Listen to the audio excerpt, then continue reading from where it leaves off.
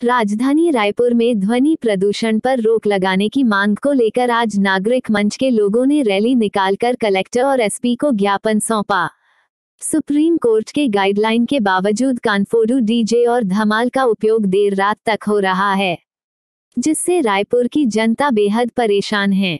इस मामले में डॉक्टर राकेश गुप्ता ने कहा कि हाई कोर्ट का आदेश है, कानफोड़ू डीजे और धमाल दिशा निर्देश के मुताबिक बजाएं। साथ ही गाड़ियों के हॉर्न से लोग परेशान हैं। लोगों पर बुरा असर हो रहा है, लेकिन जिला प्रशासन और पुलिस हाई कोर्ट के आदेश को अनदेखी कर मामले में लगाम लगाने में नाकाम है। राकेश गुप्ता ने कहा कि इसलिए कार्रवाई की मांग को लेकर आज कलेक्टर और एसपी को ज्ञापन सौंपा गया है। कलेक्टर से बात हुई है।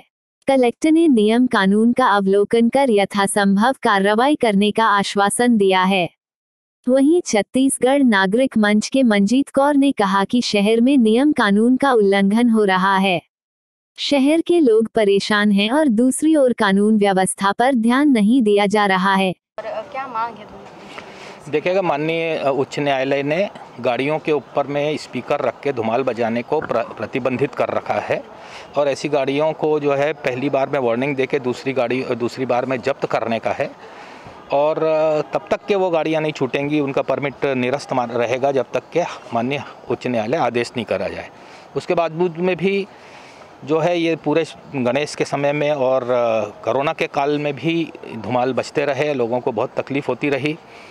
10 बजे के बाद में स्पष्ट आदेश है और नॉइस रूल्स में भी साफ लिखा हुआ है कि नहीं बजाने का है ध्वनि, उसके बाद में भी बज रहा है। बसेस और ट्रक्स में जो है हाई कोर्ट ने आदेश कर रखा है कि अगर उसमें हॉर्न्स लगे हुए हैं नॉइज़ पोल्यूट करने वाले, उनको तत्काल वहीं पर निकाल के जगह पे ही डिस्ट्रॉय करने का है और हॉस्पिटल और ऑफिसेस वगैरह से कुछ मीटर की दूरी तक के नहीं बजना है, हॉस्पिटल्स पर्टिकुलर से। उसके बाद में भी अभी हम सब लोगों ने देखा है कि गणेश उत्सव में पूरे शहर का जो है जीना दूभर रहा, तो हम सब लोगों ने मिलकर के अभी कलेक्टर महोदय से निवेदन किया है। उनको बताया है कि 2019 में ऐसी घटना घटी थी कि जिससे साउंड के कारण से 2 लोगों की मृत्यु हो गई थी, उन्हें अस्पताल भी नहीं ले जा पाया था, तो ऐसी घटना भी दोबारा नहीं हो, कलेक्टर महोदय ने आश्वासन दिया है। त्योहार का दौर भी लगातार चल रहा है, उसको लेकर क्या कुछ आपने सुझाव दिया? हाँ, सब ये देखिए, त्यौहार हो, रिलीजियस फंक्शन हो, चाहे आपके पर्सनल फंक्शन हो, उसमें किसी भी प्रकार का जो है उल्लंघन नहीं किया जा सकता है। रिलीजियस फंक्शंस त्योहारी सीज़न के नाम से हम छूट नहीं दे सकते हैं। पॉश इलाकों में भी लगातार ध्वनि जो है रात को 10 बजे के बाद स्पेशली बजता है, कई ऐसे होटल हैं वहाँ पर भी बजता है, उसके भी क्या आप लोगों ने विशेषकर कोई शिकायत की है? हाँ, उसके ऊपर में भी हमने बताया है कि अधिकतम सभी होटलों में 10 बजे के बाद में रात को 2-2 बजे तक के साउंड्स बजते हैं, तो कलेक्टर महोदय ने आश्वासन दिया है कि वो उसका डेसिबल मीटर से नाप करा करके उचित कार्रवाई करेंगे। अपना पूरा परिचय बता दीजिए। नितिन सिंघवी, जो मैं मूल हाई कोर्ट का आदेश दिया था उसमें जनहित याचिका करता मैं था। देखिए, ध्वनि प्रदूषण को लेकर माननीय सुप्रीम कोर्ट और हाई कोर्ट के अलग अलग निर्णय हैं, प्रशासन को उनका सख्ती से पालन करना है। ध्वनि प्रदूषण को लेकर जन जागरूकता बहुत ज़रूरी है। लोगों को बहुत असुविधा होती है, लोगों का जीना दूभर हो जाता है जो सड़कों के आसपास रहते हैं।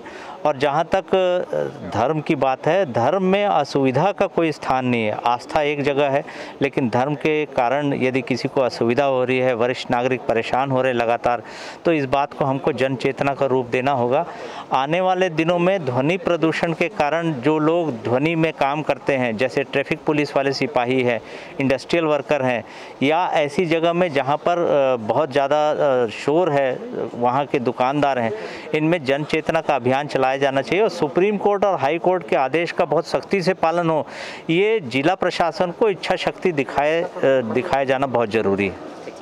लेटेस्ट न्यूज़ के लिए सब्सक्राइब करें और बेल आइकन पर क्लिक करें।